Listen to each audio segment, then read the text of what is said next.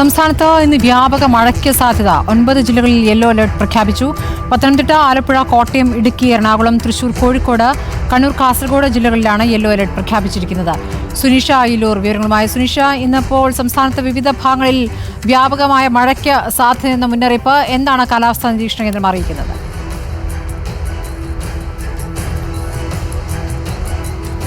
സംസ്ഥാനത്ത് ഈ ശക്തമായ മഴ, ഇടവിട്ടുള്ള ശക്തമായ മഴയ്ക്കുള്ള സാധ്യത തന്നെയാണ് കേന്ദ്ര കാലാവസ്ഥാ കേന്ദ്രം പറയുന്നത്. പ്രധാനമായും ഇന്ന് 9 ജില്ലകളിൽ യെല്ലോ അലർട്ട് നൽകിയിട്ടുണ്ട്.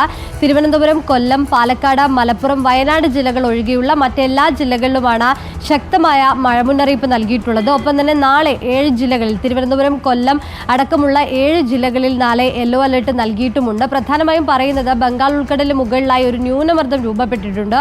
ഒപ്പം തന്നെ കേരള തീരം മുതൽ കർണാടക തീരം വരെ ന്യൂനമർദ്ദ പാത്തിയും രൂപപ്പെട്ടിട്ടുണ്ട്. ഇതിന്റെ ഭാഗമായാണ് നിലവിൽ ഇപ്പോൾ കേരളത്തിൽ മഴ ലഭിക്കുന്നത് എന്നതാണ്. അടുത്ത 2 ദിവസം കൂടി ഇതേ രീതിയിൽ പരക്കെ മഴ ലഭിക്കാനുള്ളൊരു സാധ്യത കൂടി കാലാവസ്ഥാ കേന്ദ്രം പറയുന്നുണ്ട്. ഒപ്പം തന്നെ ശക്തമായ കാറ്റിനുള്ളൊരു സാധ്യത കൂടിയുണ്ട്. 55 കിലോമീറ്റർ വേഗതയിലടക്കം വീശിയടിച്ചേക്കാവുന്ന കാറ്റിന് സാധ്യതയുണ്ട്. അതുകൊണ്ട് മലയോര മേഖലയിലും തീരദേശത്തുള്ളവർക്കും ജാഗ്രതാ നിർദ്ദേശം കൂടി നിലവിൽ നൽകിയിട്ടുണ്ട്. സ്മൃതി.